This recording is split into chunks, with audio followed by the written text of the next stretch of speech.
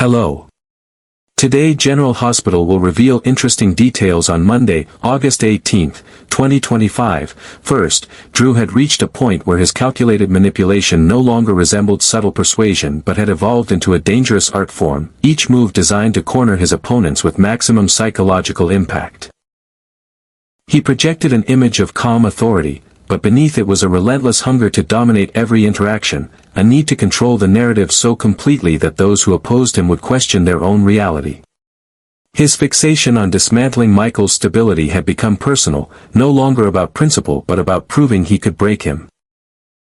This was not the first time Drew had pushed someone to their limits, but the stakes now were far higher, involving family, children, and reputations that could be destroyed with a single leaked recording. Michael, for his part, refused to be drawn into Drew's web without a fight. He recognized the provocation for what it was, an intentional campaign to bait him into an irreversible mistake. Still, Drew's tactics were insidious, slipping into conversations, planting suggestions, and engineering situations in which Michael would appear irrational or volatile.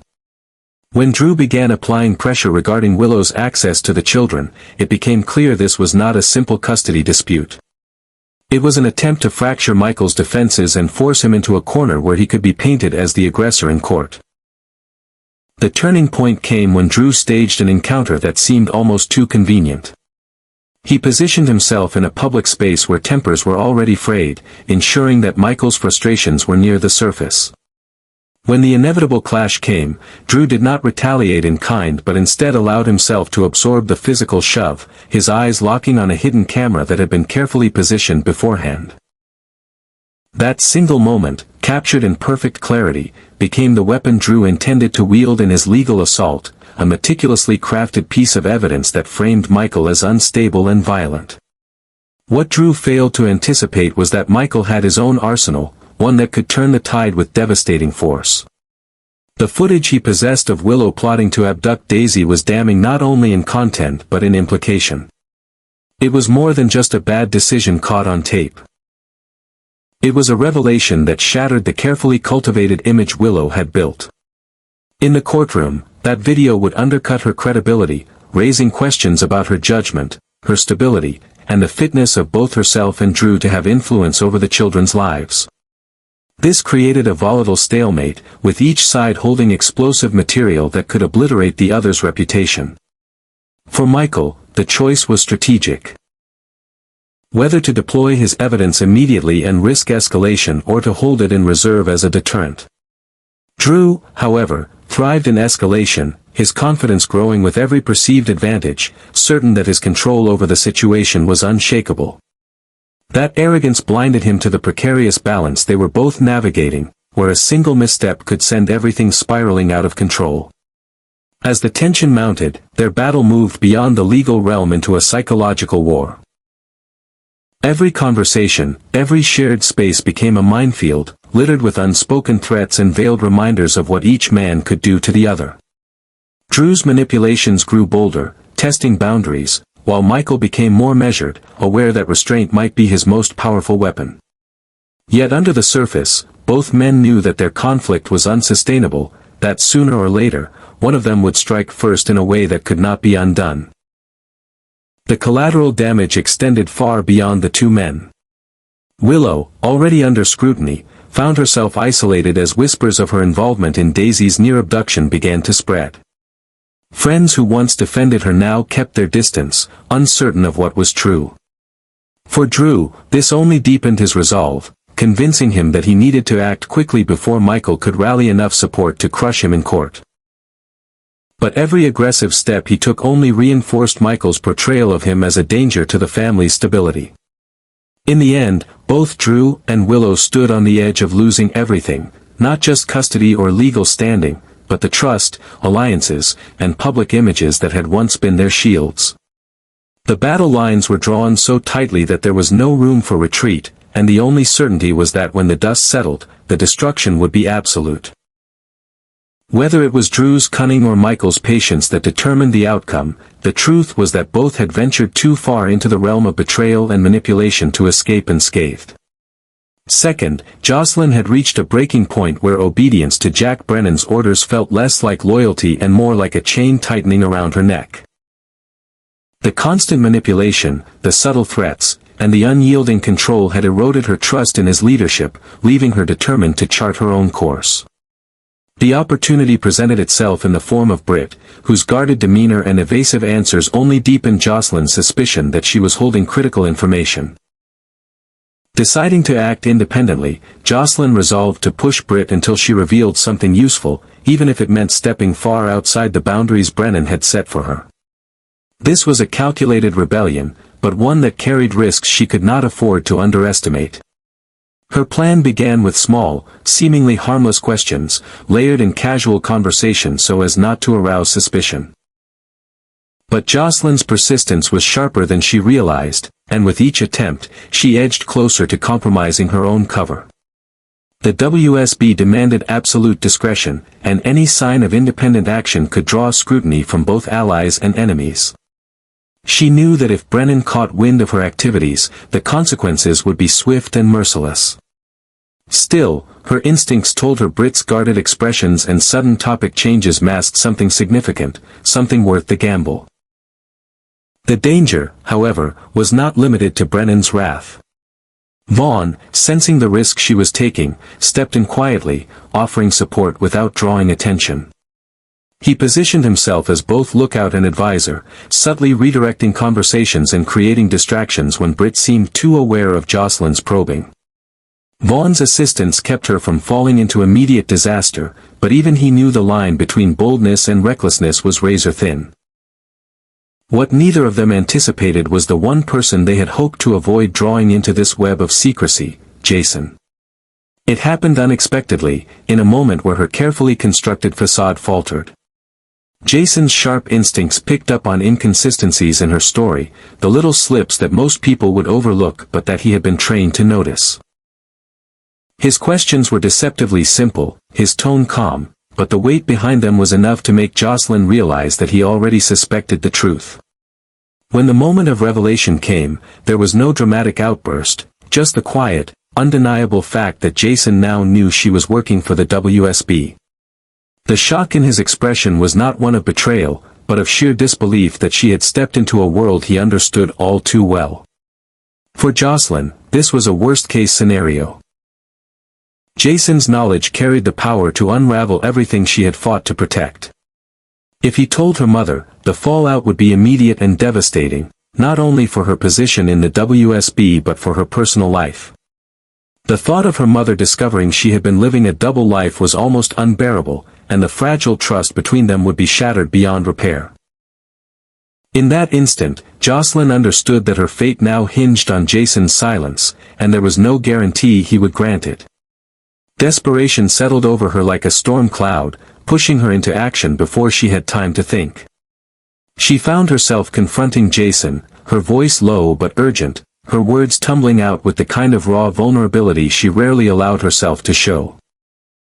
She pleaded with him to keep her secret, framing it not as an act of deceit but as a necessary measure to protect lives, including his own. She reminded him of the dangers that came with knowledge of the WSB's operations, hinting that his involvement, even indirectly, could make him a target. Jason listened in silence, his expression unreadable, his eyes searching hers for signs of ulterior motive. For a moment, she feared he would refuse, that he would walk away and take her secret straight to her mother. The tension was almost unbearable, every heartbeat echoing like a countdown to disaster. Yet, beneath her fear, there was also a flicker of hope, hope that the bond between them, however strained by this revelation, might still be strong enough to keep him from destroying her life. The outcome remained uncertain, but one truth had crystallized in Jocelyn's mind. There was no turning back. Her choice to defy Brennan had set into motion a chain of events she could no longer control, and whether Jason became her ally or her undoing would shape not only her role in the WSB but the course of her future. The stakes had shifted from gathering information to pure survival, and she knew that in the days ahead, every step she took would have to be more calculated, more precise, and more dangerous than ever before. Third, Brit had not expected to see Jason again, much less in a place as remote and dangerous as the Five Poppies Resort. The encounter was like a sudden crack in the carefully constructed facade she had been maintaining, and for a moment, she almost forgot to breathe. Jason's presence was a reminder of a world she had left behind, a world in which she could trust someone enough to tell the truth. But here, surrounded by watchful eyes and unspoken threats, the truth was a currency she could not afford to spend. Jason's questions came swiftly, each one layered with urgency, cutting past the pleasantries and straight into the heart of what she had been hiding. The first point of confrontation was the matter of her supposed death. Jason's tone was controlled, but his eyes burned with the need for answers. He wanted to know why she had staged her disappearance, why she had allowed everyone to believe she was gone, and what possible reason could justify the pain she had caused. Brit felt the weight of those questions, knowing that any attempt to explain would pull her deeper into a web of lies she had no control over. Yet the more she tried to deflect, the more Jason pressed, unwilling to accept vague reassurances or evasions. Eventually, she acknowledged the unspoken truth. That she was here against her will. The admission came quietly, a reluctant confession that she was being coerced into assisting with a medical program that was far from ethical. She hinted at her involvement in a drug operation, carefully choosing her words so as not to reveal too much to anyone who might be listening.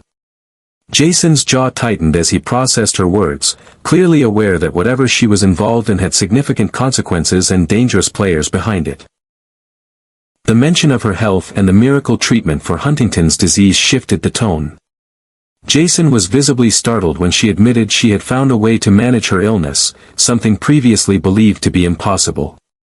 Brit explained that the breakthrough had come from a successful medical trial, but her voice carried an undercurrent of unease, as if the cost of that success had been far too high. There was no joy in her tone, only the quiet resignation of someone who knew their survival had been bought with strings attached.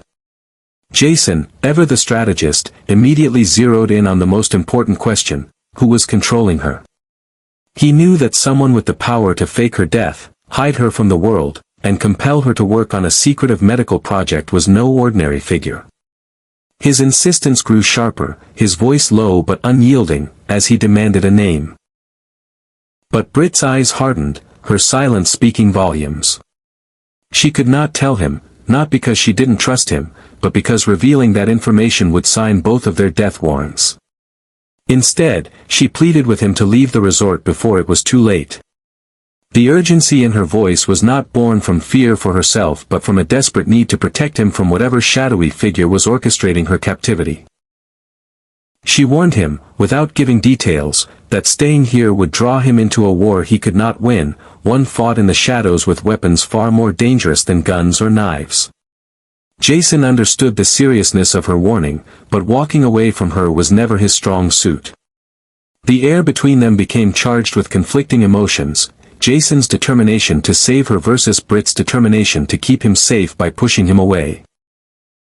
She knew that if he stayed, his stubborn loyalty would make him a target before he even realized the full scope of the danger. But Jason's loyalty was exactly what made him stay rooted to the spot, unwilling to abandon her to forces she clearly could not fight alone. In that moment, Brit understood that their reunion was not a coincidence, it was a collision of fate and choice, a meeting that would ignite consequences neither of them could predict. She also knew that whatever came next, the fragile line she was walking between survival and surrender had just grown thinner. If Jason stayed, her secret might not remain hidden for long. But if he left, she might never get another chance to see him again, let alone find a way out of the trap that had become her life. Finally, Willow's life had become a constant state of emotional exhaustion, each day blurring into the next under the crushing weight of her legal battles and personal regrets. The custody hearing with Michael had been more than just a procedural step, it had been an unrelenting storm of accusations, challenges, and calculated attempts to undermine her standing. Every time she took the witness stand or sat at the defendant's table, she felt the scrutiny like a spotlight burning into her skin. The possibility that she might never gain the right to adopt Wiley and Amelia was not just a legal setback. It was a looming personal tragedy that haunted her with every breath she took. The more she tried to prepare for the worst, the more it became clear that nothing could shield her from the devastation that awaited if the court ruled against her. Adding to her turmoil was Drew's constant pressure, his presence like a shadow that refused to recede. He had a way of appearing at the worst possible moments, offering suggestions or issuing warnings that were more manipulative than supportive. His involvement in her situation felt invasive, as though he were deliberately tightening the walls around her, leaving her with no room to maneuver. This erosion of her control made her feel exposed and vulnerable, a feeling she despised but could not entirely shake. It was in this volatile space that Chase entered her life in a new way. Though they had known each other for years, the circumstances now were different, marked by shared pain and mutual understanding. Chase's own marriage was unraveling, the bond between him and Brooke Lynn weakening with each passing week. Brooke Lynn's near-total focus on Geo, her biological child, had left Chase standing on the periphery of her life, his hopes for adopting a child of their own crushed when the adoption plans were abruptly cancelled. The disappointment weighed heavily on him, and it was clear to anyone who looked closely that his marriage was no longer a source of comfort, but of quiet sorrow. When Willow and Chase began talking more frequently, it was not about romance. Their early interactions were rooted in empathy and the recognition of another person who understood loss on a personal level. They spoke about their disappointments, their fears, and the way life had veered off course. These conversations became a lifeline for Willow, an anchor in a sea of uncertainty. Chase never pressed her for more than she was willing to share, but his consistent presence offered her a rare sense of safety. For Chase, being there for Willow offered its own kind of healing. The more time he spent with her, the more he found himself stepping out of the fog that had settled over his own life. Supporting her gave him a renewed sense of purpose, something beyond the confines of his crumbling marriage. He noticed the small changes in her demeanor when they were together. The way her posture relaxed, the way her voice lost some of its tension. It was a reminder that even in the face of personal loss, he could still make a meaningful difference in someone's life. But Willow's challenges did not fade simply because she had an ally. The custody case remained an ever-present threat, a battle that consumed her thoughts even when she tried to focus on other things. Each hearing was an exercise in endurance, requiring her to hold herself together while Michael's side presented arguments designed to paint her as unfit. Every setback, no matter how minor, chipped away at her optimism. The nights before court were the worst, filled with restless pacing and endless mental rehearsals of what she might say. During those moments of high tension, Chase's quiet support became invaluable. He had a way of grounding her, of reminding her that she was more than the sum of her mistakes. Sometimes it was as simple as a few words of encouragement, other times it was his silent presence that brought her the most comfort. There was no judgment in his eyes, only understanding, and that alone was enough to help her keep going when everything else felt overwhelming. Yet, beneath the comfort they provided each other, there was an undeniable shift in the nature of their connection. The lines between friendship and something deeper began to blur. Their conversations grew longer, their glances lingered a little too long, and the silences between them carried a weight neither could quite name. It was not about impulsive attraction but about the gradual realization that they were filling emotional voids for each other that no one else seemed able to reach. This deepening bond did not go unnoticed by those around them. Friends and acquaintances began to speculate, quietly at first, but with increasing frequency. The rumors were a dangerous addition to an already complicated situation, threatening to create yet another obstacle for Willow in her custody battle. She knew she had to be careful, but she also found it harder and harder to maintain the emotional distance she had promised herself she would keep. For Chase, the growing closeness to Willow posed its own set of conflicts. He was still married, even if the marriage was failing, and he knew that crossing certain lines could create irreparable damage to his reputation and to hers. But in private, he could not deny the way he felt drawn to her, not just out of compassion, but out of a genuine desire to see her happy and free from the burdens that were crushing her spirit. As their paths continued to intertwine, the pressures around them intensified. Drew's manipulations became more overt, Michael's legal maneuvers more aggressive, and Brooke Lynn's absence from Chase's emotional life more apparent. All of it pushed Willow and Chase closer together, their connection no longer a quiet undercurrent but an undeniable force shaping both of their lives.